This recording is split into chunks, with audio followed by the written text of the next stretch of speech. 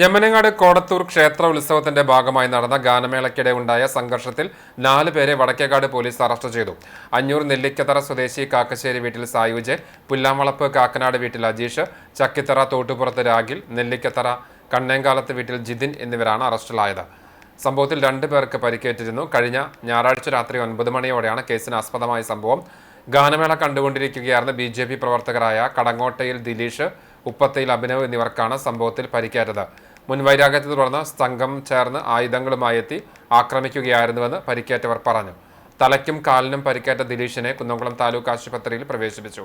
സംഭവശേഷം ഒളിവിൽ പോയ പ്രതികളെ മൊബൈൽ ലൊക്കേഷൻ കേന്ദ്രീകരിച്ച് നടത്തിയ പരിശോധനയിൽ പാവറട്ടി ചിറക്കൽ ക്ഷേത്രത്തിന് സമീപത്തു നിന്നാണ് ചൊവ്വാഴ്ച രാത്രിയിൽ പിടികൂടിയത്.